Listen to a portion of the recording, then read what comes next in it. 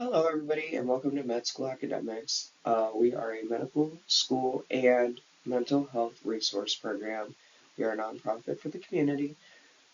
We have a variety of different resources that we use for the community to give to people who may be in need of resources, who could be struggling with mental health, addiction, substance abuse, and we also give resources to use for medical school and help with financial aids and just providing the resources to the community for people that are in need of it.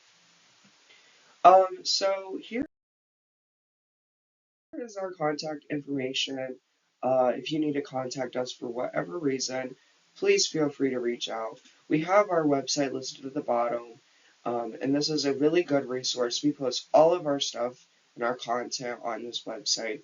It has links to our Instagram and YouTube page that is not listed on this, but it is on that website. You can always obtain that information also by reaching out by text message, phone call, or email. These are all valid ways of getting in contact with us and getting the information and the resources that you need. So with that being said, today we're going to go ahead and discuss mental health basics. This is going to be our first resource that we have available to the public. This is going to, like I said, this is going to be our first real resource that we have out there to give to people to truly soak in information. And again, this is brought to you through Med School Academics. So we're going to go ahead and get started. Today we're going to talk about what mental health is. So a basic definition of mental health. Mental health refers to a person's overall psychological well-being, encompassing their emotional, cognitive, and social functioning. It involves how people think, feel, behave, and also how they deal with stress, relating to others, and making their own decisions. Good mental health is not just the absence of mental illness. It is actually the presence of positive characteristics such as resilience, self-awareness, and emotional balance. We're going to take a look at the therapeutic definition of mental health. From a therapeutic perspective, mental health is a dynamic state that can fluctuate over time depending on life circumstances, environmental factors, and biological predispositions. Therapists often view mental health as a spectrum where individuals may move between periods of stability, growth, and distress. Understanding mental health also includes recognizing the impact of trauma, life stressors, and underlying physical health issues on psychological well-being. Let's take a minute to talk about psychological well-being. Psychological well-being all has to do with your mind. We refer to the mind as psych in the medical field. That is a term that we use. When you refer to psych, you're thinking about the mind and how it works, how it correlates with the body, how you talk, how you interact with people, how you think, the way that you function. Those are all psychological factors. The psychological well-being is the way that you take care of your mind. So, for example, some people use self-care activities, which we will later on discuss. Self-care activities can include things like going for a walk, taking a break, using coping mechanisms, doing daily hygiene, things that help you become you. These also include self-confidence and being able to build that within yourself. These are all psychological well-being factors in the ways that they can affect your psychological well-being. With that being said, we're going to go ahead and look at the 5 factors of mental health. These are going to be our key points and the things that we're going to focus on today in this lesson. These are not limited to what we are going to discuss in this video. These are just 5 key points that we need to take away from mental health and what it actually means.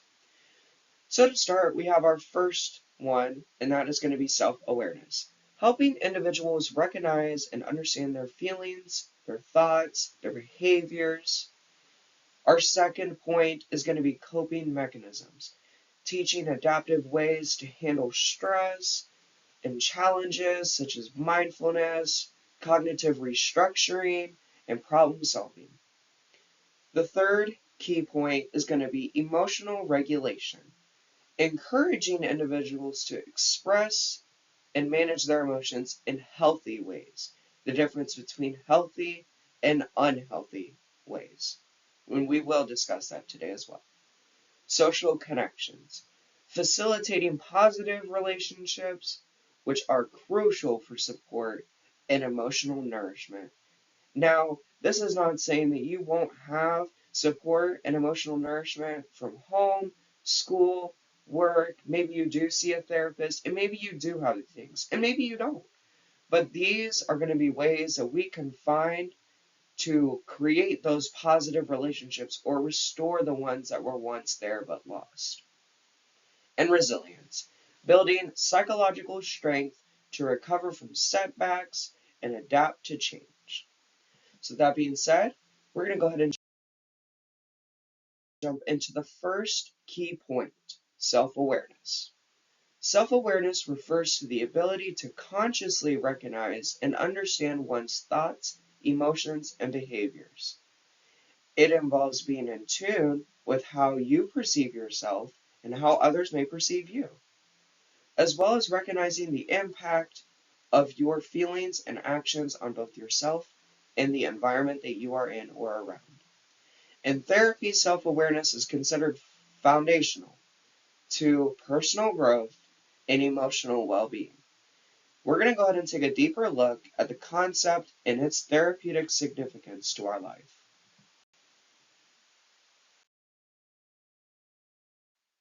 The 6 key points to self-awareness are understanding emotions and thoughts, awareness of triggers and patterns, improved decision making, strengthening relationships, personal growth and authenticity, and self-regulation. These are the 6 points that we're going to encompass under the category of self-awareness. So we're going to go ahead and get started. Understanding emotions and thoughts. Self-awareness allows individuals to identify on their emotions, thoughts, and bodily sensations without being overwhelmed by them. For example, instead of reacting impulsively to anger, a self-aware person can recognize, oh, I'm feeling angry right now because of what just happened, and then choose how to respond. This awareness can prevent harmful behaviors and facilitate healthier emotional processing. This is pretty key to everybody's life. If you decide to act within that anger because of something that happened, you're going to most likely affect the people around you in a negative way. Not always, but most of the time. If you choose to be self-aware and think about a situation and process it, you're more likely to impact other people in a positive way, or not at all, and just impact your own life. Therapeutic application. So this is going to be a resource that will be eventually posted on how you can help yourself by implementing these therapies and coping skills to implement them in your life so that you can be able to master and harness self-awareness through a therapeutic way. Cognitive behavioral therapy, or CBT. This often focuses on building self-awareness by helping clients or people recognize unhelpful thought patterns, such as negative self-talk, and challenging them. By identifying automatic thoughts, clients or people gain insight to their emotional responses. So what this means is that you are taking a negative thought, for example, I'm horrible, and we are challenging that thought. Well, that might be true, but I have good grades. I go to school on time. I do my chores. I follow directions. Look at what I accomplished last year. I got a promotion at work. So this is challenging that thought in the psychological realm, and we are bringing ourselves out of that negative thought and putting ourselves in a new home. This is very crucial to how we think. If you choose to adapt to a negative realm, you will always stay in that negative realm. If you choose to learn and grow from that and having a growth mindset, this allows us to step away from that and using self-awareness to move ourselves to a more positive situation. Now, this does not always work. It does take time and practice. And when we do harness these skills and master them, this does not mean that we will never run into these issues. They will always be there. But we have a more structural way, a more therapeutic application to implement these things in our life. Awareness of triggers and patterns.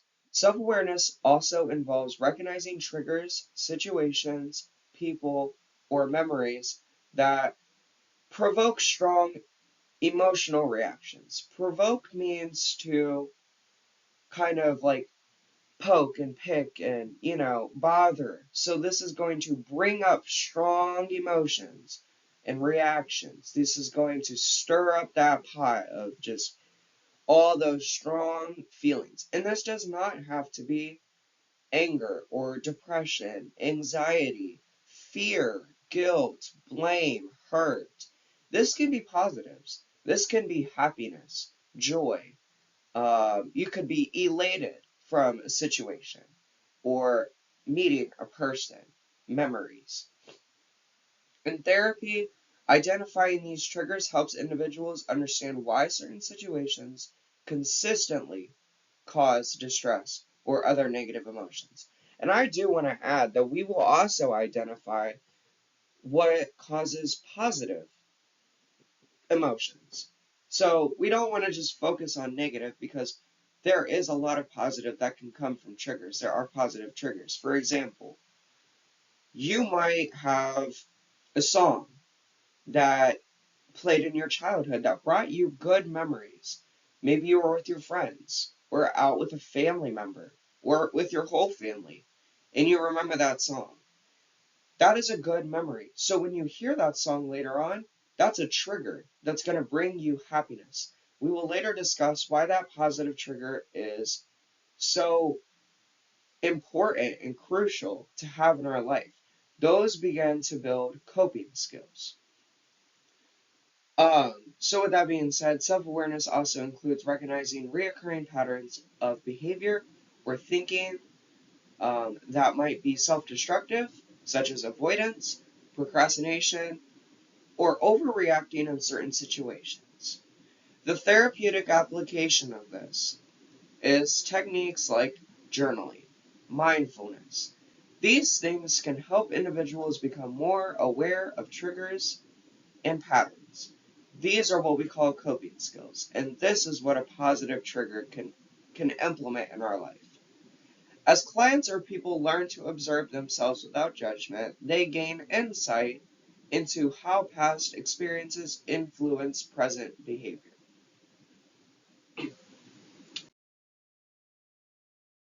Improve decision making. When someone is self aware, they are better equipped to conscious decisions rather than simply reacting based on unconscious habits or emotions.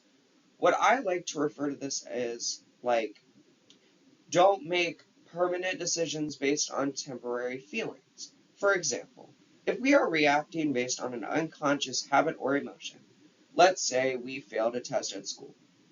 It's okay because we know that by using self-awareness and other skills, that we can do better next time.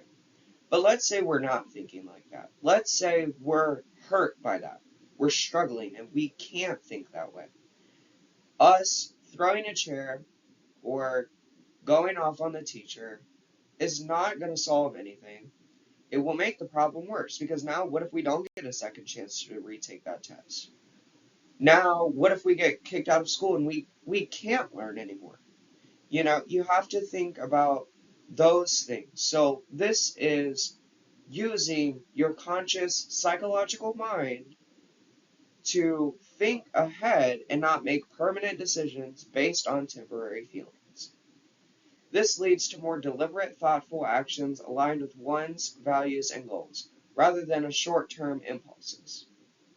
The therapeutic application is that therapy aims to help clients or people understand how their thoughts and feelings shape their choices.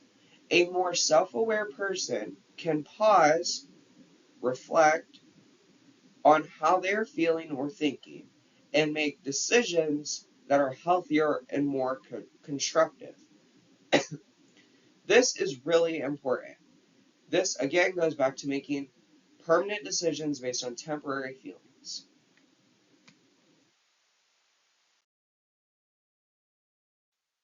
All right, our next point is going to be strengthening relationships. Self awareness enhances relationships by allowing individuals to understand their emotional needs and communicate them more effectively. It helps people recognize how their actions may affect others, fostering empathy and compassion. And I do want to add sympathy as well. Sympathizing, feeling how other people feel, and not just yourself. It allows for more productive conflict resolution, so how we use problem solving skills, as well as self aware individuals are more likely to acknowledge their role in misunderstandings or conflicts. Acknowledging, hey, I did this wrong. Hey, I could do better. We are stepping out and putting ourselves in a reality check like, hey, no, what I did was wrong. I can't do that. We call that learning from our mistakes. Therapeutic application. In couples or family therapy, self awareness is empathized as a tool. This is a tool. This is not a structural foundation. This is a tool that we use. We use this to reduce misunderstandings. Partners or family members learn to reflect on their own emotions and behaviors rather than simply blaming the other person. Blaming does not solve anything, and I do want to state that here. Blaming another person for an action, whether they did do it or not, whether it is the truth or not, will never solve anything. Later on, we will discuss techniques for bringing situations or problems up, and we typically use that using the I statement method. This is going to look something like, I feel a certain way, so you're going to list your emotion and how you feel. Because you, this is listing what they did. I need you to. This is going to tell the person what you need in order to either function properly, to grow stronger from the situation, or grow stronger together as a family, um, or a couple. Um, this is going to encompass all of the problems and we can address it at once. The good thing about this is that it is a psychological tool, again, as we're talking about. Now, I don't want this to get twisted. This being a psychological tool is not psychological misuse. This is not manipulation. That I do want to make very clear. What a psychological tool here is that it is allowing the other person to not feel so strong about what happened. You're not blaming them, which is what we're trying to avoid. This is bringing the attention of how you feel and what we can do. That is the key word, we. So by you posing I statements, I feel, I need, this is almost like putting the blame on yourself. This is how the other person is going to perceive it. And this allows for change. Next, we're going to talk about personal growth and authenticity. Through personal and self-awareness, individuals can connect with their authentic selves, so your real self in reality, knowing that your strengths, weaknesses, desires, and values. This deep level of understanding fosters personal growth. This is allowing for personal growth to create and form, as it encourages individuals to live more authentically, more real and in reality, not fake, and align their actions with who they truly are rather than conforming to external expectations. What this means is that we are not allowing other people to form who we are. We are being just, we are being real and authentic in reality. The therapeutic application of this is humanistic therapy, such as personal centered therapy. In the medical field, we're going to go off track a little bit. We have something that's called person centered care. We also have the opposite, which is therapy or trauma centered care. What that means is that for trauma centered care, we are taking that trauma that that one person alone has gone through, and we are giving them care based on that trauma. This means that the care that they receive is completely different than what another person will receive. So by using person-centered therapy, this is the therapy that is centered towards yourself. This is therapy that is tailored to you and your needs. This places, again, a high emphasis on self-awareness and a path to self-actualization or authenticity or realness. Clients or people are encouraged to explore their true selves, leading to greater fulfillment and psychological well-being. If you cannot feel comfortable in your life around certain people to be yourself, this affects your psychological well-being, again, your mind. You're going to shift your thoughts to falling into what other people want you to be. This is not okay. And that means you need to stop, think, remember, and come about a different way of addressing these problems. You should feel comfortable in your home to be able to be who you are. You should be comfortable at school of being who you are. You should be comfortable at work being who you are and in the public. These are four just specifics, most important places where you should feel comfortable being who you are. And if you're not, you need to step back and think and bring yourself into reality and stop and change that.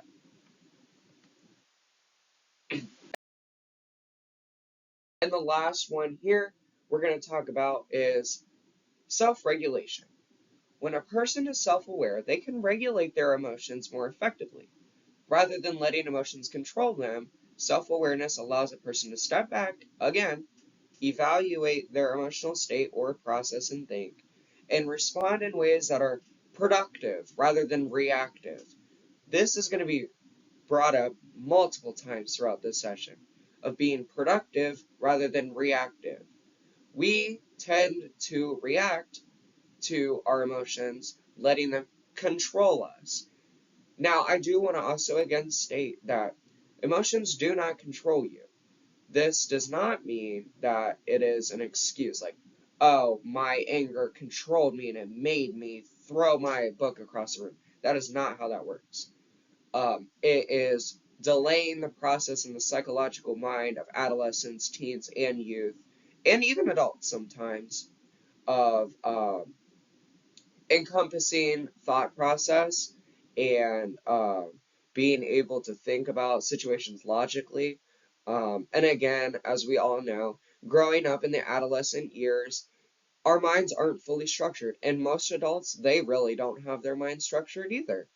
Um, just because you are 18 does not mean that, oh, my mind is like, it's all ready to go. We're ready to live life. We're all set and we're good to go. It takes training and time to learn. Our minds don't fully develop until we reach the age of 25, and that may not even be the case for everyone. That is just an average. That is just the mind developing. This does not include psychological well-being. This does not include self-awareness, self-regulation, coping skills, productive ways of dealing with situations. These are all things that are in our control. Our mind will never be able to control those things for us. We have to learn them and implement them in our own life. So I hope that that makes sense. If it doesn't, feel free to reach out to us, and hopefully we can find a way to better explain that to you. Um, the therapeutic application of this is that mindfulness based approaches help individuals stay present and aware of their emotions and physical states, allowing them to regulate stress and emotional responses in real time, in the real life and in reality. When a problem occurs, we be like, we got it solved. We can handle this. We can regulate these emotions. So with this, enhancing self-awareness in therapy. Therapists employ several methods to help clients or people like you and me to develop self-awareness, including the following, but not limited to: mindfulness practices, focusing on the present moment without judgment, increasing awareness of internal experiences. This includes our thoughts, emotions, and physical sensations. The one coping skill that I love is the 5-4-3-2-1 grounding technique. Grounding is the most effective way of mindfulness practices for anyone. Grounding is taking ourselves out and putting ourselves in the present moment. We are again doing a reality check. Stop, think, react. If you cannot react properly, again, we go back to that whole thing where we stop, think, and react. And we keep on doing that until we can make a positive influence or reaction. Reflective questioning. Therapists ask open-ended questions to encourage clients or people to reflect on their emotions, behaviors, and experiences. This might include something like, how did it make you feel when this happened? Well, it made me feel upset. And then why? Why did this make you feel upset? Oh, well, how can we use that the next time that happens to create a more structural environment, a way to better prepare ourselves for another situation that comes up or occurs? Self-monitoring. Clients or people may be asked to keep a journal of their thoughts, emotions, and behaviors to increase awareness of patterns and triggers. What this means is that you are logging those thoughts, emotions, and behaviors, your feelings. You are writing these down, and then you are reflecting them. This is the stopping. Then we act by journaling or writing, and then we reflect. This can be used safely and effectively in that manner. This is not saying to implement this in other situations without thinking before we react. This is an example of when we would do that before we think we can react. This is a safe way of doing that. And feedback from others. Sometimes feedback from others can help other individuals see aspects of themselves that they may not even be aware of, such as how they come across to others, how their actions implement relationships. For me, sometimes it's good to have that reality check, like, hey, I noticed that you seemed like upset, and it came across like you were upset at me. Is there a way that I can help you? Or was I just interpreting this wrong? That is feedback from others. This is very important. Most of our minds are trained to, we want to do it on our own. I don't need your help. And some of us, we really can't help that because that is how we are told to grow up. That is how we are set to be.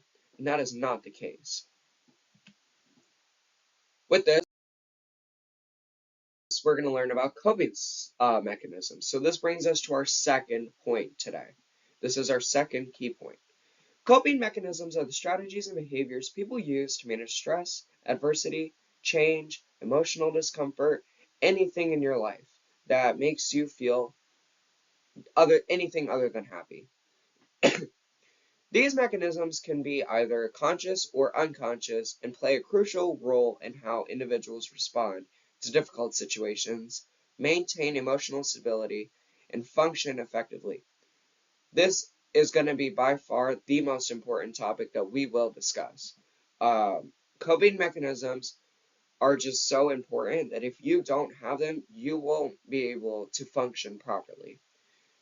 While coping mechanisms can be adaptive and promote healthy psychological well-being, some can be maladaptive, leading to longer-term emotional difficulties.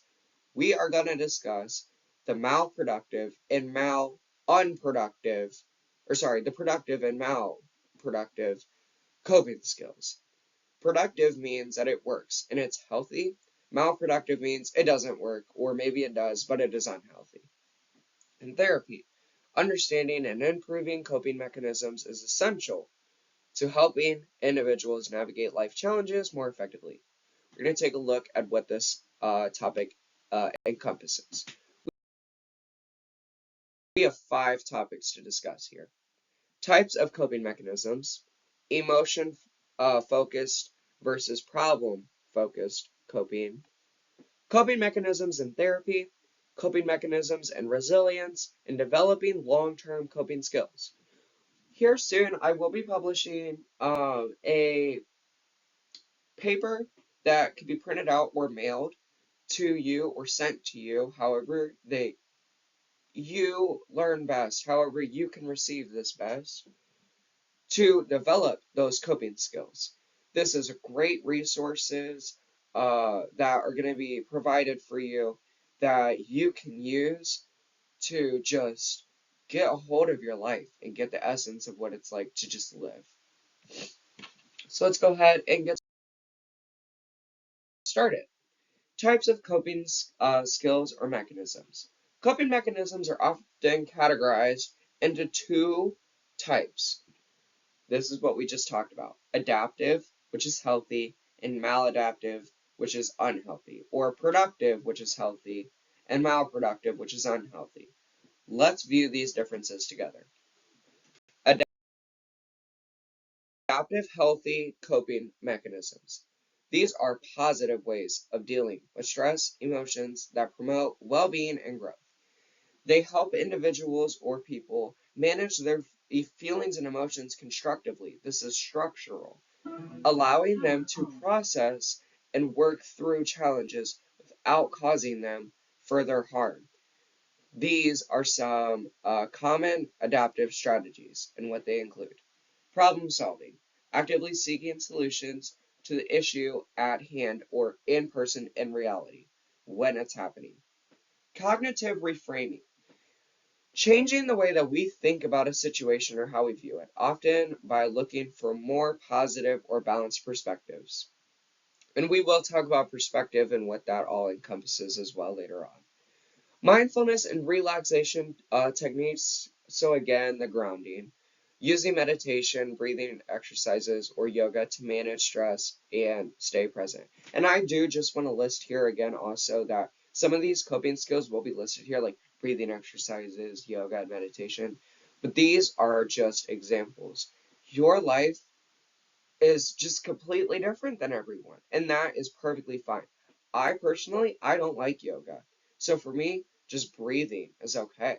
Some of these may not work for anyone, and that is okay, but that is what these resources will be sent out for you to use to help you find which ones do work for you and that are adaptive or productive.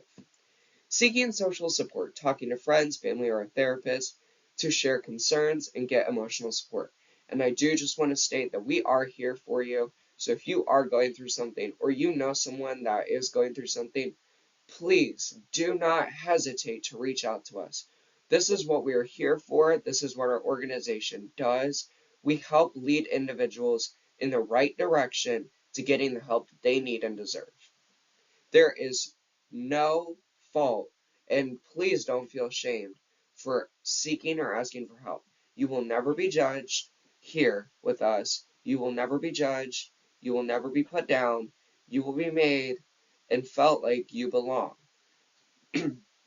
And physical activity, engaging in an exercise, which reduces stress hormones and improves the health. When we talk about the adolescent mind, adolescents tend to sit and stay in the same situation. When some of us are going through, for example, puberty, or when we are going through circumstances of change, we have all kinds of things going on that our psychological mind needs to be able to process. I like to think of it this way. You may be able to, for a while, process 20 things at once. But in reality, when another situation comes up, you may have to take it one at a time, and that is okay. Just one day at a time. You can't complete the whole week in one day. You have to do one day at a time to complete the week. Now we're going to talk about maladaptive or unhealthy coping mechanisms. These are malproductive, unproductive skills. These are behaviors that might reduce stress or emotional discomfort in a short term, but tend to cause more problems in the long run. They often involve avoidance or self-destruction behaviors that mask rather than address the underlying issue. Some common maladaptive strategies include substance abuse, using alcohol, drugs, or other substances to numb our emotions. I just want to state that this is going to be a very crucial topic that our organization just centers us around.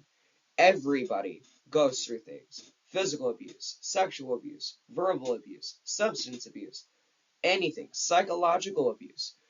We don't deserve to be put down by other people or struggle with these things, but we do. This, adding on to it, is only going to make things worse, but I do want to state that we are here to help with substance abuse or any type of abuse and get you pointed in the right direction and give you the resources that you need to get help with that. Avoidance: ignoring or avoiding the problem or situation entirely. So we're not stopping, thinking, and reacting. We're just moving on. None of them. We're just moving on, or maybe we're just reacting. That's it. We're just moving on. Overreacting or under eating. Using food as a way to cope with our emotions. Overeating and under eating. I get it. I personally struggle with that. Uh, there is nothing wrong with that, but it does cause issues to our physical health. We are going to discuss the 7 types of structures of our life: financial, emotional, mental, social, physical, and then there's 2 others that we will discuss at a later time. But these are just our true understanding of our life and how we interact with ourselves and stuff like that. It's what our life is centered around, but we'll go over this another day. Self-isolation, so withdrawing from social interactions as a way to avoid feelings or vulnerability. So again, the avoidance. Aggression, so reacting to stress with anger or hostility, either towards oneself or others. Emotion-focused versus problem-focused coping. Coping mechanisms can be divided based on whether they focus on managing emotions or addressing the problem directly. We're going to go ahead and take a look at that. Emotion-focused coping. This is a type of coping that is used when a person feels they cannot change the situation in itself. So they focus on managing their emotional response to that. Emotional focused strategies help reduce emotional distress by improving how an individual feels about the situation rather than changing the situation itself. Here are some examples. Emotional expression. Talking about your feelings with a trusted friend or therapist or adult. Acceptance. Acknowledging that some things are just out of your control and learning to live with those things. Self-soothing. Using techniques like journaling, mindfulness, grounding, or creative outlets like art or music to process and release these emotions. Distraction. Engaging in activities like reading, exercising, or hobbies to temporarily divert attention from distress. Now, I do want to point this out. Some of these adaptive or healthy coping skills are extremely crucial. I would recommend taking notes throughout this PowerPoint so that you can look back on these. So make a very key point here if you are. Emotion-focused coping is going to be short-term. This is going to be something that is temporarily relieving the issue and then returning to it. We are stopping. We are not thinking or reacting. Then, after we have processed our feelings, then we go to processing, thinking, and then reacting. Compared to problem-focused coping is a long-term and immediate. This approach involves taking action to address or change the stressful situation in itself. It's most effective when the problem is within the individual's control and can be solved or managed. These examples include planning, so breaking down a problem into smaller, manageable steps.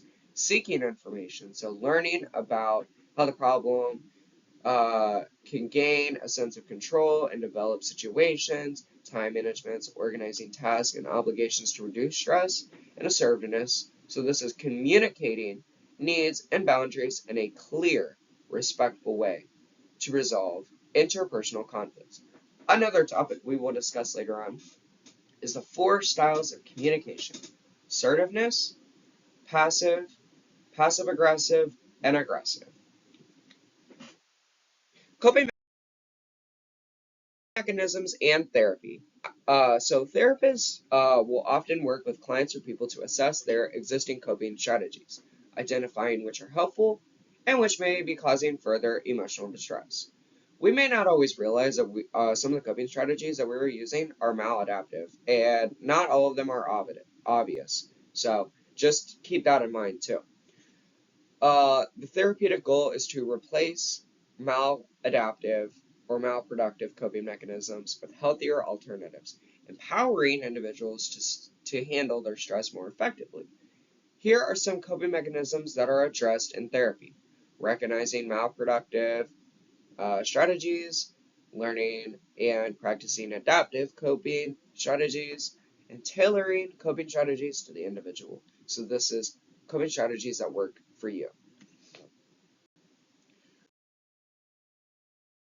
Recognizing maladaptive coping strategies. So therapy also is going to help clients or people become more aware of coping mechanisms that may seem helpful in the moment, but are ultimately harmful. For example, someone may use alcohol to deal with anxiety, but this behavior only leads to dependency of that item, so alcohol, or that coping skill, alcohol, to deal with the anxiety. And it's just going to worsen the problem. By identifying these patterns, clients or people begin to understand the negative impact of how these behaviors are affecting their mental and physical health, along with their psychological mind as well. Learning and practicing adaptive coping. So this is going to be therapy providing a safe space for clients or people to learn new, healthier coping strategies. This might include mindfulness and relaxation techniques, so we've talked about that, cognitive restructuring, communication skills, and self-compassion. We have already talked about all of these, so we're not going to read in the details again. Tailoring coping strategies to the individual. So not every coping mechanism works for everyone, and the therapy often involves personalizing coping strategies to fit an individual's unique needs, values, and situation. That is why we tailor them to ourselves. For instance, one person might benefit from physical exercise as a way to release stress, while another prefers creative outlets like drawing or writing. Uh, Therapists work with their clients to explore what strategies resonate or work best with them. This is highly important, and if you do need help with this, please reach out to us. Coping mechanisms and resilience. Effective coping strategies build resilience, which is the ability to bounce back from adversity or a problem or structure. When individuals develop adaptive coping mechanisms, they become better equipped to handle life's challenges and are less likely to be overwhelmed by stress or setbacks. Therapy can build this resilience by teaching individuals how to navigate stressors in a more healthier and more productive way. Developing long-term coping skills. One of the main goals in therapy is not just to help individuals cope with their current difficulties, but also equip them with long-term coping skills that can be used throughout their whole life. By practicing and refining these strategies, constantly using them, clients or people are able to learn to better manage future stressors and challenges, reducing the likelihood of an emotional crisis or mental health struggles down the road. Now, I do also want to state that these are perfectly okay. There is nothing to be shamed about of having a crisis or struggle. It is real and it is normal. There are plenty of people out there that are going through it, and you're not alone. So the conclusion here of coping mechanisms is that coping mechanisms are essential tools for managing stress and emotional pain and life's inevitable challenges. While everyone uses coping skills and strategies to some degree, therapy helps individuals identify and strengthen adaptive coping mechanisms, reducing the reliance on maladaptive ones or malproductive ones, and build resilience for long-term well-being through self-awareness, skill building, the emotional support of individuals that can learn healthier ways to cope, ultimately leading to improved mental health and the overall quality of life in your psychological mind. We're going to move on to the third point today out of 5, emotional regulation. Emotional regulation refers to the ability to effectively manage and respond to emotional experiences. So this has to do with our feelings and solely based on our feelings, and that's it. It involves recognizing emotions, understanding their impact, and controlling how they are expressed and how they're acted upon. Emotional regulation helps individuals maintain emotional balance, creating coping skills for stress and navigating social interactions in a healthy way. So, adaptive skills. And this is vital, very critical of the aspect of mental health and the well being. In therapy, emotional regulation is often focused because of difficulties in regulating emotions can lead to a wide range of challenges, including anxiety, depression, anger, other feelings, and relationship conflicts. We're going to go ahead and take a deeper look into the emotional regulation and its therapeutic significance. We have 6 points here to discover for this. Components of emotional regulation. The importance of emotional regulation, adaptive and malproductive emotional regulation in therapy, practical emotional regulation strategies, and challenges with emotional regulation. Let's go ahead and start with the components of emotional regulation. Emotional regulation is a complex process that includes several key components such as emotional awareness, impulse control, emotional expression, and emotional modulation. Emotional awareness is the ability to recognize and label emotions as they arise, so in the moment, in the present reality. For example, someone may feel anxious or frustrated but not be aware of exactly why. Emotional awareness involves identifying the specific emotion, for example, anger, sadness, or joy, and understanding its source. First, you have to identify the feeling to know that there is a problem. Impulse control. Emotional regulation involves controlling impulsive reactions that may arise from intense emotions.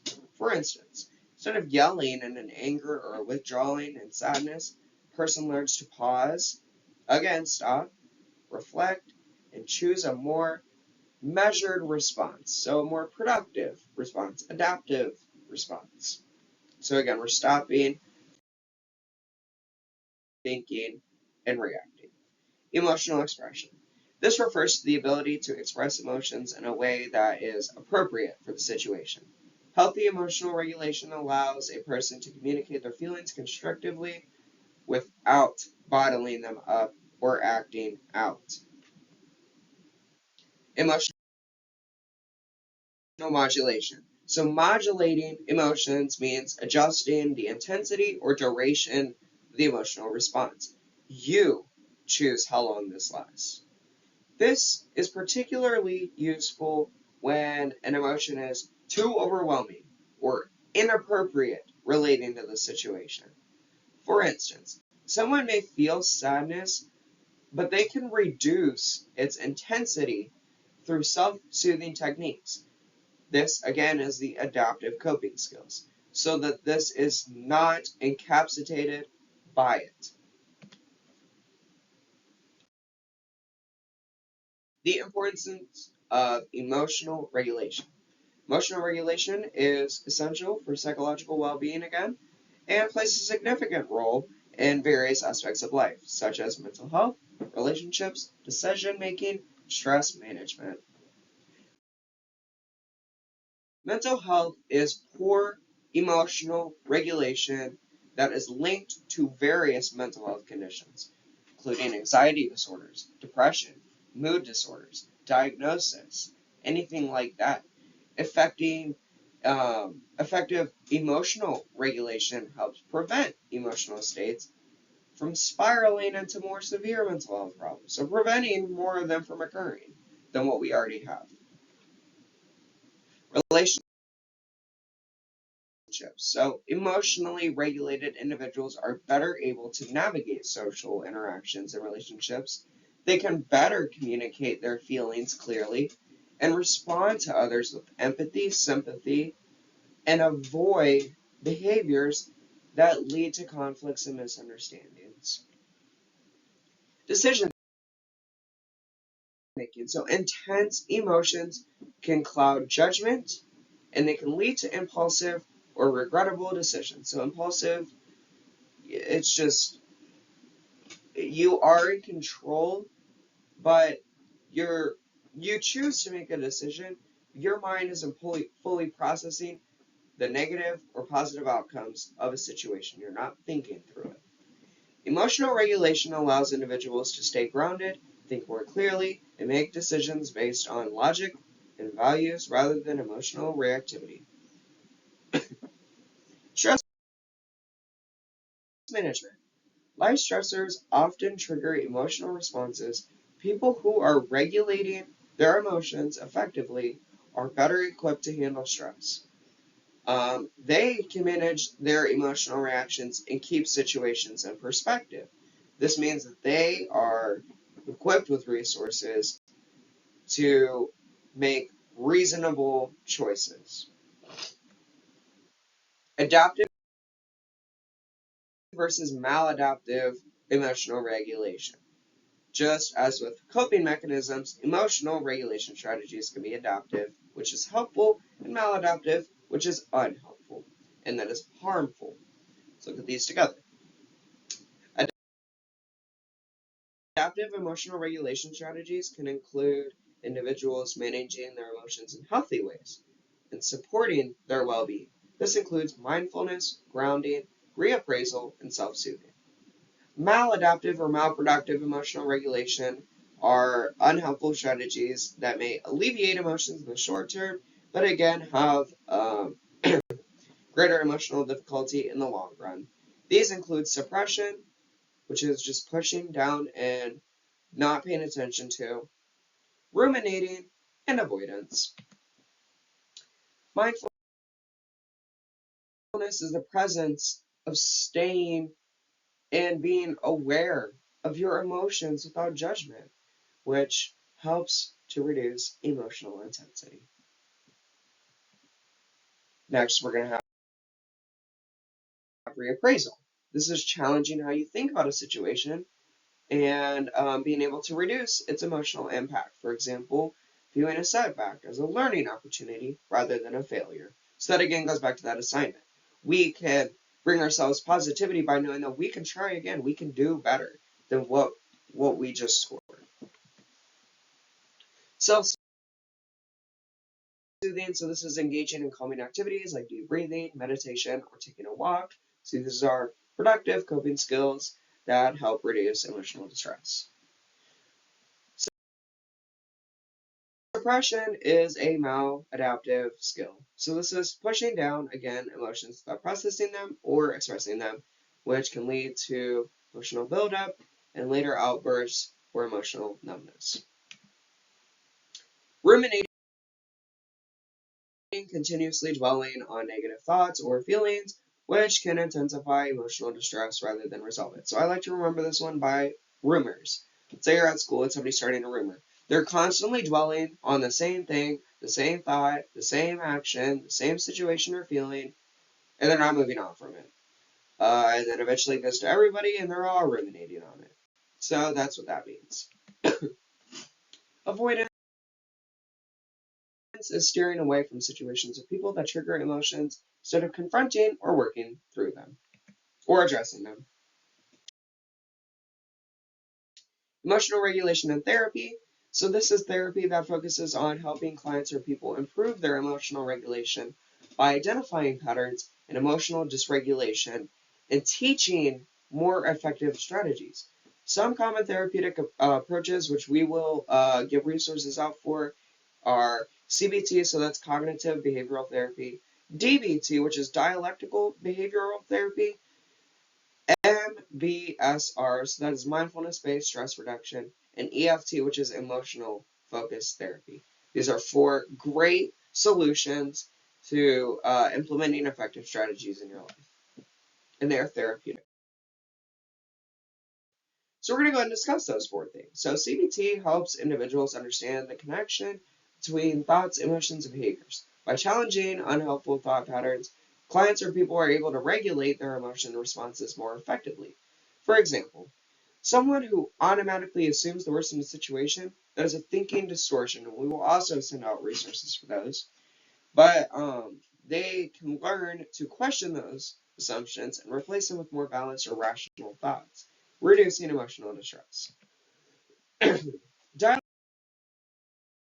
Dialectical behavioral therapy, or DBT, focuses on specifically people with intense emotional reactions. This teaches four core skills for emotional regulation: mindfulness, distress tolerance, emotional regulation, and interpersonal effectiveness. DBT emphasizes effective emotions as they are while as they're working to change unhealthy patterns and behaviors. MBSR, or mindfulness-based stress reduction, focuses on other mindfulness-based approaches to teach individuals to observe their emotions without judgment and respond to them from a place of calm rather than reactivity. Mindfulness allows people to notice when their emotions are escalating and allows them to notice that they can apply soothing or grounding techniques before they become overwhelmed. This is preventing the situation from recurring or reducing. Emotional focused therapy, so EFT, helps individuals explore and process their emotions in a safe and supportive environment. The goal is to increase emotional awareness and expression while also transforming unhelpful thoughts and unresolved emotional patterns. Practical emotional self-regulation strategies. These are several practical techniques that can be used to improve emotional regulation. Some of these include mindfulness and grounding techniques, deep breathing and relaxation, cognitive reappraisal, labeling emotions, self-compassion, and timeouts or pauses. So these are all things we've discussed before. So we've already went over mindfulness and grounding techniques, and these are forms of coping skills and techniques. Deep breathing and relaxation is a form of mindfulness and grounding. We have cognitive reappraisal, which is changing the way and the outlook and perspective of how we view the situation, how we feel about it. Labeling emotions involves framing the way that we think about things and being able to identify those feelings. Self compassion is treating yourself with kindness and understanding when you're experiencing difficult emotions. And instead of criticizing yourself, you can feel a certain way of accepting those emotions as a part of who you are as a human experience. Time outs or pauses is stepping back, so stopping, thinking, and making a good decision. Challenges with emotional regulation. Not everybody naturally has a strong emotional regulation skill, and many factors can make emotional regulation more difficult, such as trauma, mental health disorders, diagnosis, stress, circumstances, environmental circumstances, biological circumstances, anything like that. Trauma, so past traumatic experiences can cause dysregulation, emotional responses, leading to heightened emotional sensitivity or difficulty controlling emotions. When we have mental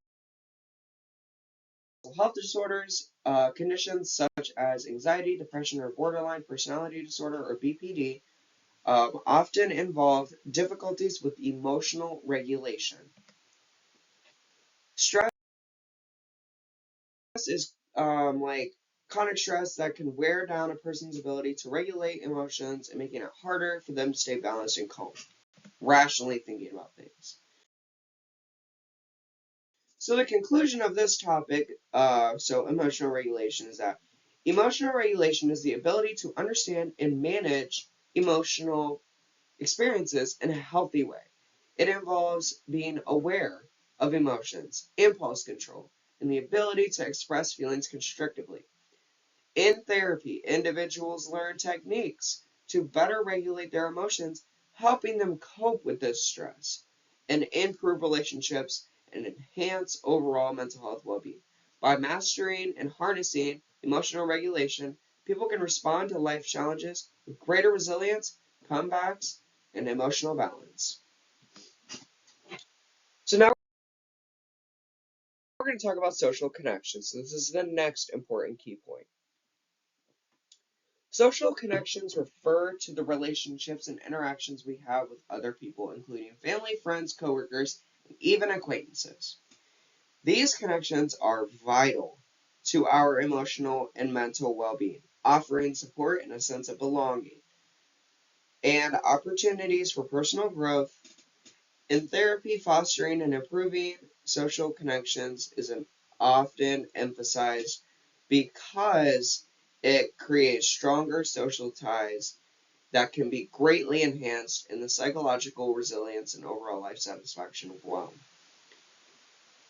Here is a comprehensive look that we have structured for you at social connections and their significance in mental health. So here we have 7 key points. Importance of social connections, different types of social connections, the impact of social isolation, social connections in therapy, balancing social connections and boundaries, the role of empathy and compassion in social connections, strengthening social connections in daily life. So it's going to get into it. The importance of social connections. So this provides emotional support, companionship, and a sense of belonging. All of these contribute to a overall well-being. This is an example of some things that impact our aspects of life. Emotional support, stress buffering, improved physical health, sense of belonging, and personal growth and learning. So the emotional support is one of the primary benefits of social connections and also emotional support. People in our social network offer comfort, encouragement, and understanding during times of stress, grief, or difficulty. Having someone to just talk to and share these experiences with, and just lean on them and rely on them just to help you get through these tough times and reduce these feelings of isolation can increase your emotional resilience to bounce back from emotional distress. buffering, so social connections act as a buffer against stress. The presence of supportive relationships helps reduce the intensity of stressful situations.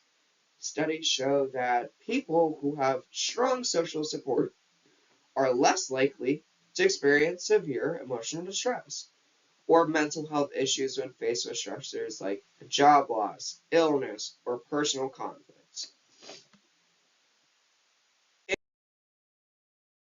Improved physical health. There is a strong link between social connections and physical health.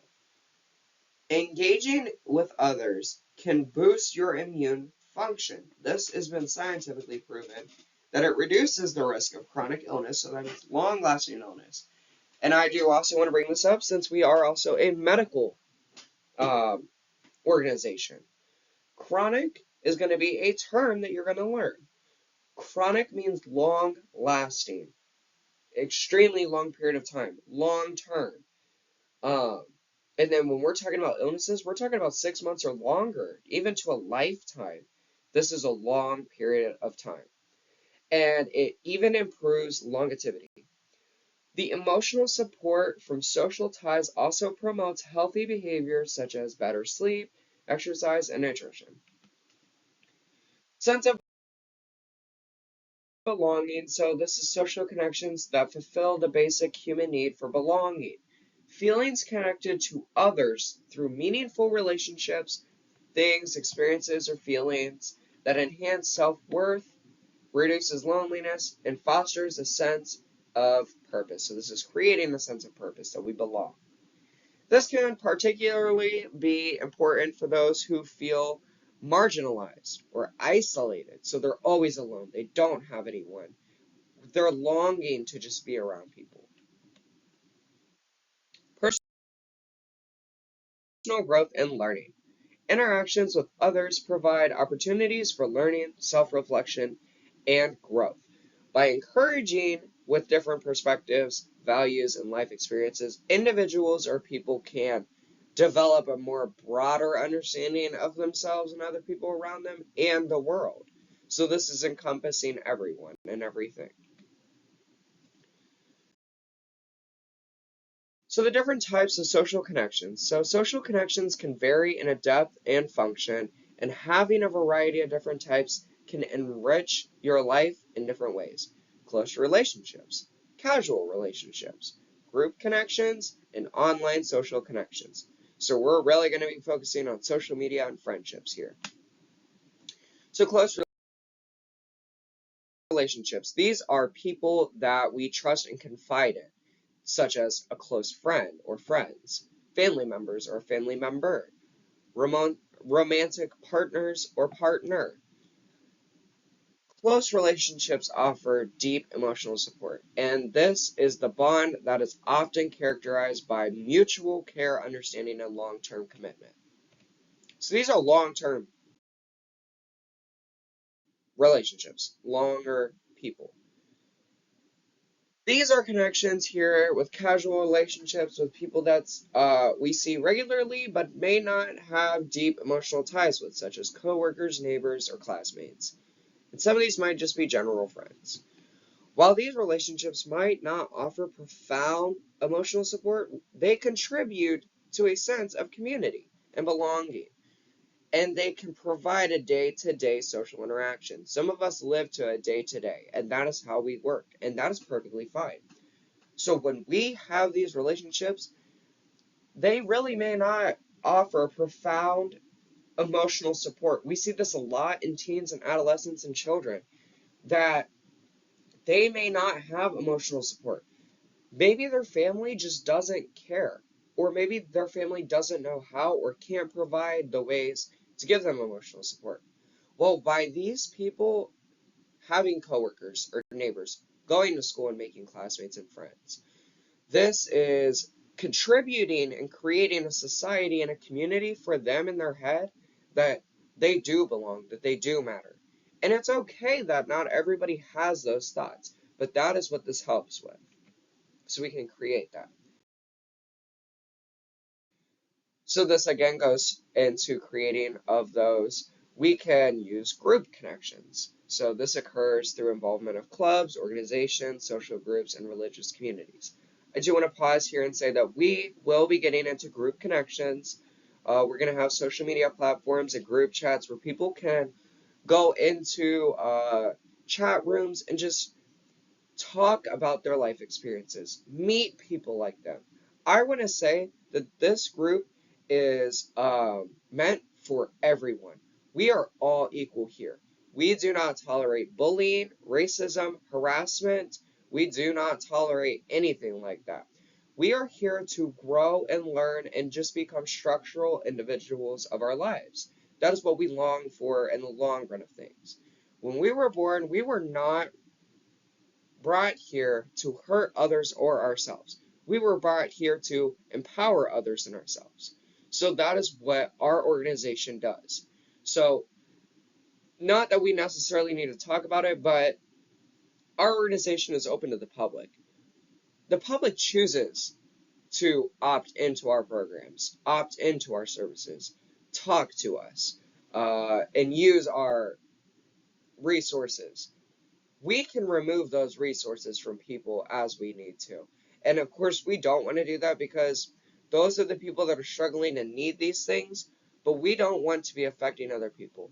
So as you join our organization and form with us, you become an employee to empower other people. So you're really doing good things.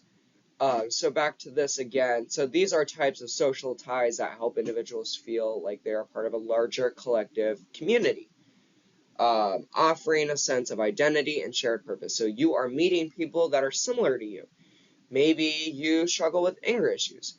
That is great. You can work with other people that have those things that can share their experiences and how they work through those things. Or people that have overcome and mastered those skills, they can share those skills on how they grew from that.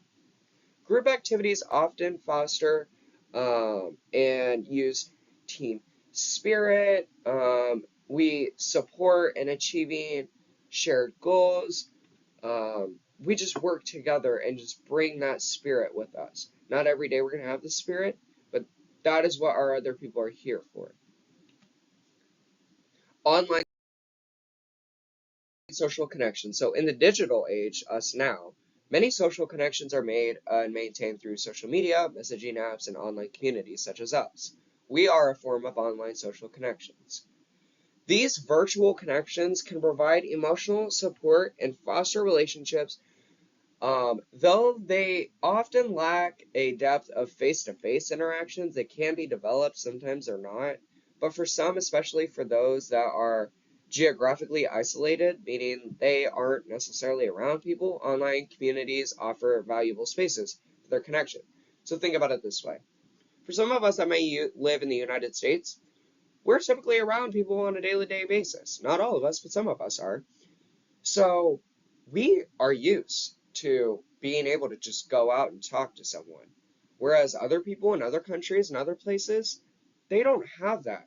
So for them to be able to have an online service, even though they're not seeing them face to face, in person, they're grateful to have that because it's like, it's better than nothing. They would rather have something there. So that's a very important thing. The impact of social isolation here. So we're going to talk about this. While strong social connections enhance well-being, social isolation is the lack of meaningful relationships. This is frequent social interactions that can have the opposite effect. This is typically linked to mental health issues, poor health, poor physical health, and cognitive decline. Mental health issues, so social isolation can lead to feelings of loneliness, depression, and anxiety without a support network. So we don't have people to support us, and that is what our organization is here to help you find. Individuals may find it more difficult to stress and leading to emotional withdrawal without coping skills, and they typically have a sense of hopelessness that nothing will ever change. Again, I do want to state now that if you are experiencing hopelessness feelings, please reach out to us. We have plenty of resources available for you to get the help that you need and deserve. Poor physical health, so loneliness and isolation are associated with higher risk of developing chronic illness. So we've already talked about that, such as heart disease, obesity, and diabetes. So these are like physical health restrictions. Research has definitely shown that socially isolated individuals are more likely to experience poor sleep, reduced immune system, immune function, and a higher risk of premature death. So, death that isn't expected, so that's not a good thing. Cognitive decline is for older adults, typically social isolation that is linked to an increased risk of cognitive decline with dementia. That for medical is a very common field that we typically find ourselves put in. Patients or residents with dementia, they have lost cognitive. Um, Cognitive refers to the psychological realm. So typically, again, it's referring to your brain and the way that you think, your thought processes, and stuff like that. They have lost that. They can't remember anything or a lot of things. They can't function on a day-to-day basis. They forget who they are. With us having these people here to reinforce and remind us of who we are, this prevents cognitive decline. Engaging in social activities helps keep the brain active and stimulated. So again, that's what our people are here for, and that's what we are here for, which is essential for maintaining cognitive function as we get older and as we age so that we prevent dementia or Alzheimer's. Social connections and therapy. In therapy, fostering and improving social connections is often an essential aspect of treatment, as social relationships play a crucial role in mental health. Here are some ways that therapists address these things. So, exploring relationship patterns, strengthening social skills, building new connections, and addressing loneliness or withdrawing. Exploring relationship patterns. So, therapists will often help individuals reflect on their relationship patterns, both positive and negative. It's very important that we view both sides. This includes examining the past, current, and future social ties, identifying which relationships provide support, and recognizing which ones may be toxic or emotionally draining. Therapy can also help people become more aware of how their behavior impacts relationships of themselves or others, people around them, and how they can develop healthier interactions. So, strengthening social skills is for individuals who struggle with anxiety, social anxiety, shyness, or communication difficulties, so interacting with the human population or themselves. Therapy provides a space to practice and improve social skills by one person at a time. We're talking to one therapist. And eventually we can learn skills to address other people later on. You just got to start slow and build steps. So we start small and we work our way up. Learning how to engage in meaningful conversations, expressing needs, and setting boundaries, and resolving conflicts are all important tools for building stronger, healthier relationships. Building new connections. So some people come to therapy because they feel disconnected or isolated. They're alone. They don't have people and they want to get new people. Therapy helps clients or people explore ways to expand their social circles by joining groups, volunteering, or rekindling old friendships. So bringing back those old friendships. That is what we're here for. So therapists may also work with clients or people to overcome barriers of social engagement, such as fear or rejection of past trauma. Addressing loneliness. So even people who have social networks can feel lonely. I run an organization where we help people find social networks. Like we are a social network, but I still feel lonely sometimes, not always, but sometimes. Therapy helps us explore the root of loneliness, which can stem from unmet emotional needs to feelings of inadequacy or even a lack of deep, meaningful connections. By working through these underlying issues, individuals or us as people, we can learn how to form more emotionally fulfilling relationships. Balancing social connections and boundaries. So, while social connections are crucial for well-being, it is important to maintain healthy boundaries, which we will do a complete lesson on boundaries. Boundaries ensure that relationships are mutually respected. This is very assertive and prevent emotional burnout. Therapy often helps individuals learn how to say no, assertiveness, and self-care. So how to say no. This is avoiding overcommitment to social obligations that drain energy. Assertiveness is communicating needs and limits clearly with confidence. Self-care is balancing time spent socializing with time for oneself to recharge. So just self-care activities, daily care. The role of empathy and compassion in social connections. So strong social connections thrive, they grow and get better on empathy and compassion. Those are the two main points here. These qualities allow individuals to understand others' perspectives, offer support, and form deeper emotional bonds. So this is really for others. In therapy, clients or people often work on building empathy as they can lead to more fulfilling and connective relationships. Compassion both for others and yourself, helping in the healing and strengthening relationships process. So,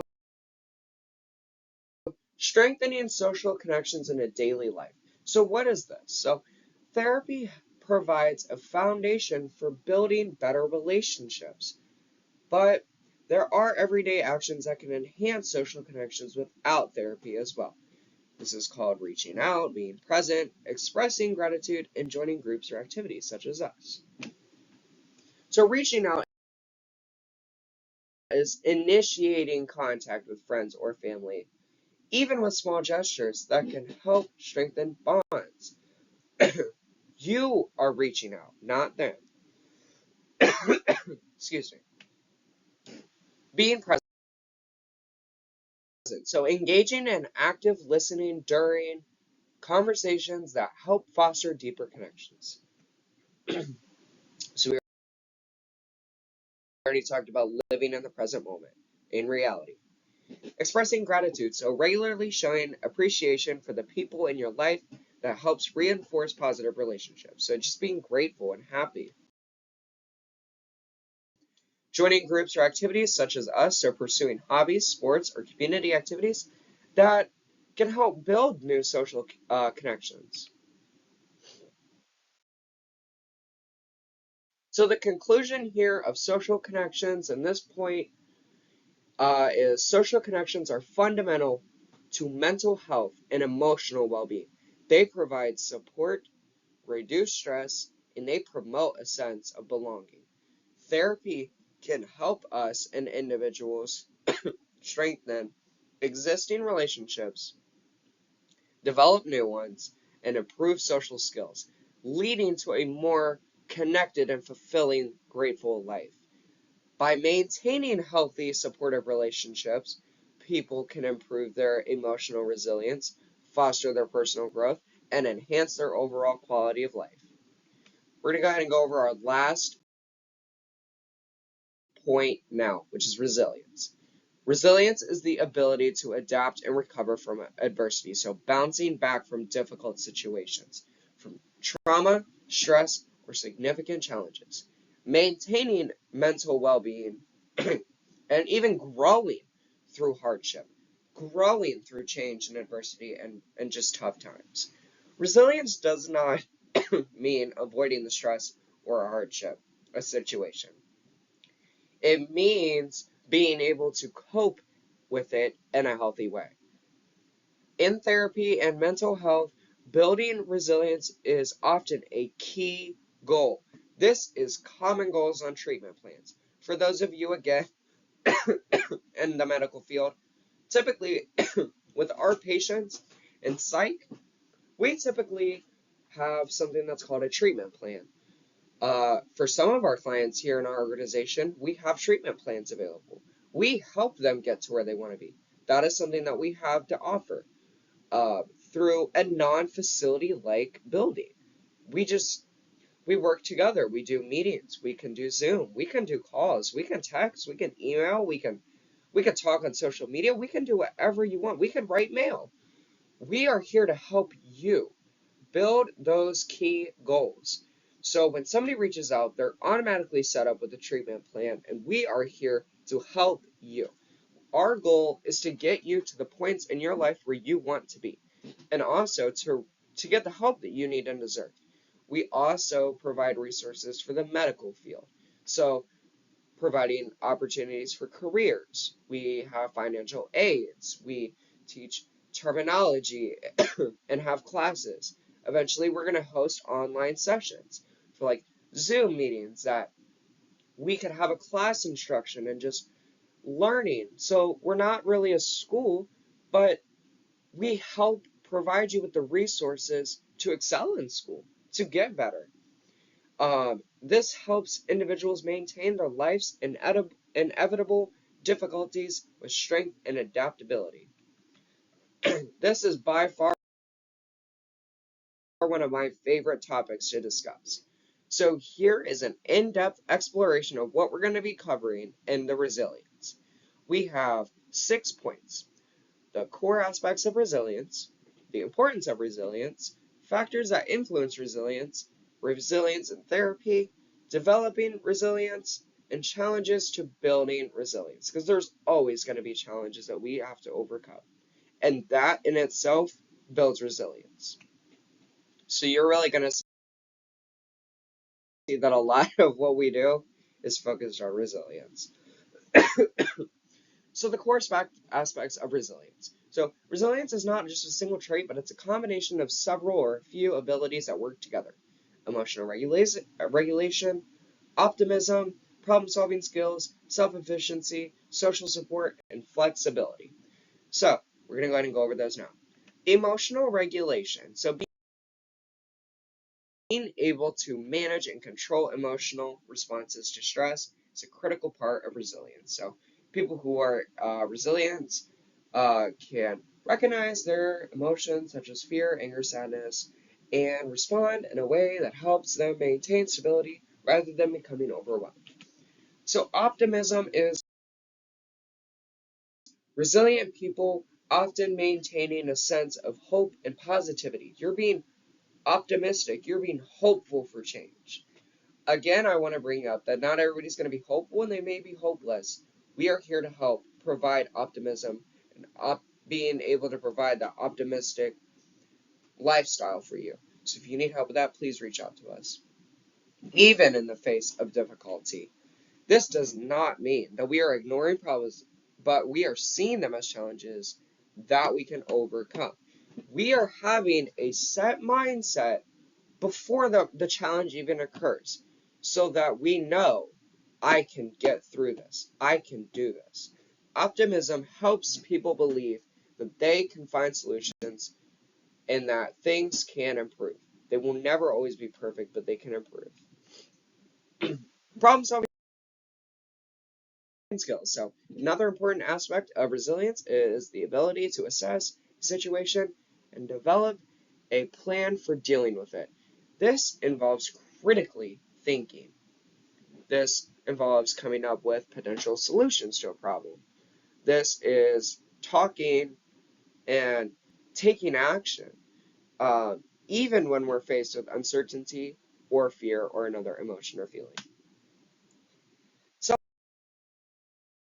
Self-efficiency. So self-efficiency refers to a belief that one's ability to influence outcomes. Resilient individuals have confidence that their actions can make a difference. Again, resilient individuals have confidence that their actions can make a difference, which motivates them to keep pushing forward in difficult times. Social support. So strong social connections provide social and practical support during tough times, which can increase resilience, having friends, family, or community to turn to for help. That is us. We are here to help. Allows individuals to feel less alone and more supported in their efforts to overcome challenges. Flexibility. So resilience involves the ability to adapt to changing circumstances. I know we may not always like change. I personally don't, but we have to adapt to it to be successful. Flexible individuals can adjust their approach when faced with unexpected challenges. Again, we're adjusting rather than sticking rigidly to plans or expectations that are no longer feasible or permittable, no longer available for us to choose. The importance of resilience. So, resilience is crucial for mental health because life inevitability brings stress, loss, failure, and trauma. The difference between thriving and struggling often lies in how a person handles adversity or change. This is going to include coping with stress, protect against mental health issues, promote post-traumatic growth, and enhance life satisfaction.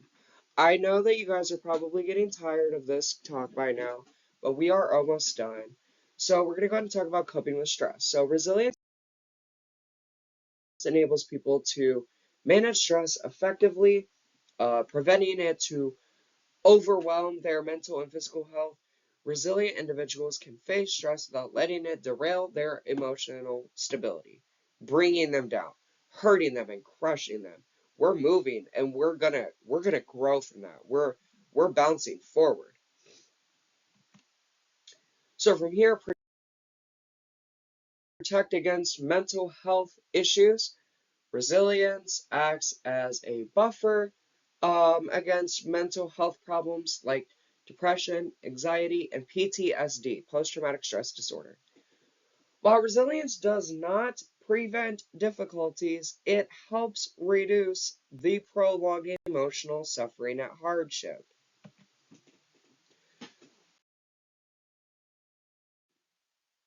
Post-traumatic growth. Resilience can lead to post-traumatic growth, which is a phenomenon where people emerge stronger, wiser, and more compassionate after going through a hardship or difficulty of a problem. They may gain a stronger and deeper appreciation for life, developing new personal strengths, or cultivating a more meaningful relationship or relationships as a result of overcoming challenges and adversity. Enhancing life satisfaction. So resilient people often experience greater life satisfaction because they are better equipped to handle setbacks and enjoy life's positive moments. They don't become immobilized by difficulties, and they are able to continue pursuing their goals and their dreams and finding meaningful, just finding meaning in their experiences in their life. This is what we're here to help you with. We're here to help you find those things. We're here to help you find those goals and to get to those dreams. We're here to get you from the bottom of the staircase, and we're going to work you up to where you can be the successful person you were longing to be. Factors that influence resilience. So while some people may naturally be more resilient due to their temperament or early life experiences, resilience is not a fixed trait. It can be developed and strengthened over time. It's not something that you just are gifted. You have to learn it. Factors that influence resilience include biological and genetic factors, so things we really can't control. Early life experiences, so again, things we can't control. Social support networks, so for us. And cultural and community resources, so again, us, we are a community resource organization. Biological and genetic factors, so some research suggests that genetics can play a role in resilience. Certain individuals may have a biological predisposition to managing stress, so this is really more for the adults, so adolescents, teens, and children can really skip this part, but you can watch it if you want to, but the adults. So your child may be an individual that has a biological predisposition of your control or not um, to being able to manage stress. So brain chemistry, again, we've already talked about, does not fully develop until we reach the age of 25, but some of us adults out there aren't really fully developed either. So, um, for example, we have stress hormones like cortisol. So this is a very important hormone in a body that every human has. Without this, we can't function properly. For example, let's talk about it this way. If your child didn't have the proper antibiotics to a disease that they had, they're going to die. It's going to turn into a terminal illness, which means that eventually it's going to cause death. Or it's going to make the problem worse. May not cause death, but it's going to make it worse. That's the same thing here. If we don't have cortisol, that is like our antibiotic for our body and our brain, which is the disease or the problem. Without that, we can't function properly. This can affect on how resilient your child or someone is in when they face adversity or change. So this is really important that you do take this in and pay attention to this as you are experiencing your child growing and stuff like that. Or again, children, adolescents, and teens, if you guys are paying attention to this part, that as you're getting older, these are just all things that happen. I'm not making excuses for anybody. I'm just simply saying that this is brain chemistry and this is how it works. So moving on from that, early life experiences. So people who grow up with supportive caregivers, supportive parents, they and when they learn healthy coping mechanisms early in their life, they may develop stronger resilience because when you're younger, implementing these things help us when we're older. We don't have to learn it when we're older. Childhood environments that foster independence, emotional regulation, and problem solving tend to build resilience. Not always, but they tend to. Social support networks. So again, like us, as mentioned earlier, having a reliable network or supportive relationships such as family, friends, colleagues, workers, you name it, contribute to resilience. The presence of a stronger support system like us provide you with a sense of belonging, reducing loneliness and withdrawal, isolation, and it offers practical help when it is needed. And even when it's not needed. Cultural and community resources like us. So, cultural values and community resources such as religious institutions, social organizations like us, and access to healthcare like us can provide support during difficult times. Communities that foster solidarity and um, sorry, and provide resource for dealing with challenges, adversity, and enhance individual resilience. Resilience and therapy. So, therapy often focuses on building resilience by teaching skills and strategies that help individuals cope with challenges, adversity more effectively. Some therapeutic approaches are aimed at enhancing resilience, and these things may include CBT, as we talked about, mindfulness and acceptance based therapies, strength based therapies, and trauma informed therapy or care. We've talked about the majority of these, so we'll just kind of briefly go through it. We're almost done here. So, developing resilience. Resilience is a skill that can be cultivated over time, again, regardless of a person's background or current level of coping ability. So, this can be done without coping skills. Some practical ways to build resilience include cultivating a growth mindset, which we will talk about later on, building emotional awareness, practicing self care, which we have topics on that as well coming soon, strengthening social connections, such as us, setting realistic goals, which we'll talk about that, and practicing gratitude and optimism, which we also have lessons coming for both of those as well. Cultivating a growth mindset. So embracing a growth mindset, the belief and abilities that and intelligence that can be developed. This helps foster resilience. So people with a growth mindset view challenges and opportunities as a way to learn rather than being insurmountable obstacles. So this mindset encourages perseverance and resilience through setbacks. Building emotional awareness, so becoming more aware of one's emotions, especially during stress, is a key step in resilience. So recognizing and labeling emotions, as we talked about before, helps prevent them from becoming overwhelming and allows individuals to respond in more constructive ways. Practicing self-care, which we've talked about already, so physical health is closely linked again with resilience, as we've already talked about. So regular self-care, such as getting enough sleep, eating well, and exercising, helps the body and mindset cope with better stress. When individuals take care of their health, they are better equipped to manage emotional challenges. Uh, Strengthening social connections. So resilience can be bolstered by building and maintaining strong, supportive relationships. Reaching out to friends, family, or a therapist during tough times can provide emotional support and practical advice that helps with recovery, which we are also here for. Setting realistic goals, which we're going to talk about later on sometime too, is that resilient individuals set achievable goals and take small steps to meeting them, even during difficult times and times of adversity or challenges. Breaking large tasks into manageable parts prevents feeling overwhelmed and fosters a sense of accomplishment and control, which is good. Practicing gratitude and optimism again.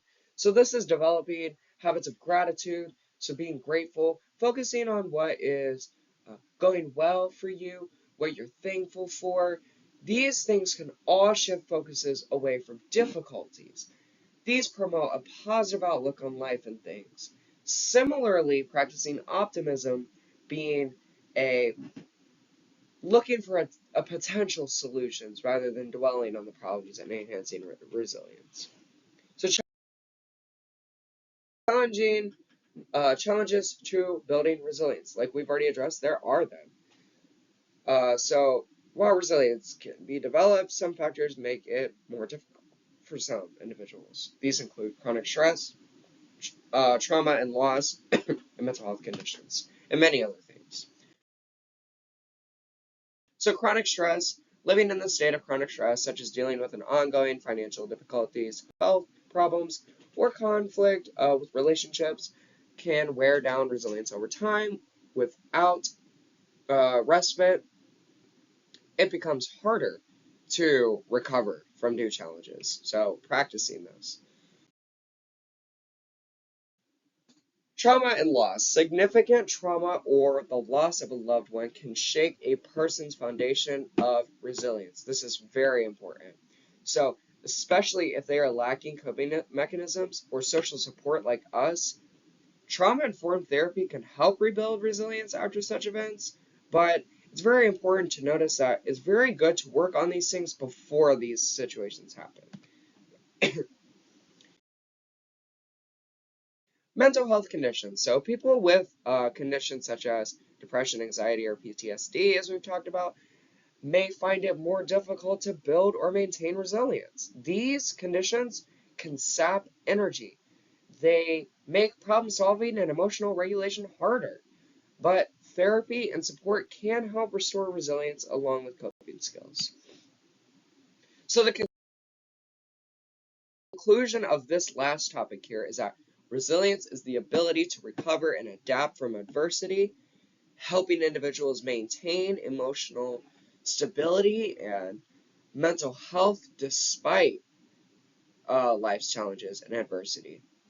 It is not a fixed trait, but it is a skill that can be developed through emotional regulation. So I just want to say that again. If you're taking notes, like I said earlier, make sure you notate this, that it is not a fixed trait. You cannot be traded with this. It is a skill that you harness and learn. Therapy plays a crucial role in building resilience by providing tools in navigating stress and teaching adaptive coping skills, the difference between productive and malproductive skills, again, as we talked about. And we're going to have more lessons on coping skills for sure because, it's an important skill within itself. So resilience, individuals can bounce back from a hardship, adversity, or challenge in a time and grow from those difficult experiences and leading to more fulfilling lives. This is a choice. Again, this is why they say it's not a trait, it is a skill. You choose to pick this up and learn it. We're going to go ahead and give a conclusion of this lesson. So today, in summary, mental health, we've learned, is a dynamic aspect of overall well-being, influenced by several interconnected factors like self-awareness, coping mechanisms, emotional regulation, social connections, and resilience. These are the 5 keys we've went over today. Each of these topics play a vital role in shaping our ability to navigate life's challenges and adversity. Social awareness helps us understand our emotions and our behaviors, while coping mechanisms allow us to handle stress effectively. With those, emotional regulation enables us to maintain balance in the face of adversity, and strong social connections otherwise provide a support and a sense of belonging. And to sum that all up, resilience ties all of these elements together by empowering us to recover from setbacks and just recover from our life, grow through our hardships, adversities, and challenging times. Together, these concepts form the foundation for mental health, contributing to more balanced, fulfilled, and adaptive life. So guys, with that being said, today I do have the contact information sheet up here again. We please recommend just visiting our site, sending this stuff to people that you know. We really want this to take off. I really hope personally that this was able to help you guys in just implementing this in your life. Maybe you learned a few things. Maybe taking notes helped you. Maybe this is advice that you have been looking for but didn't know how to give it to other people. I just hope that you guys are able to use this and implement this in your life. Make sure to absolutely like, share, and subscribe to us so that we can make sure that you are updated to all of our organization's proceedings, information, updates, posts, reels, videos, everything. We want you guys to be in the loop and have resources available when you need them. So with that being said again today, this again comes from Med School Academics. We are again a medical school and mental health resource organization and program. We are here to help those who are in need. This is typically a program for teens, adolescents, and minors or children, but we also offer plenty of services for adults as well. So with that being said, I hope that everybody has a great day and that you guys are able to learn something. And if you have any questions, again, please feel free to reach out to us. So with that being said, I hope everybody has a great day and we'll talk to you guys again soon. Thank you and take care.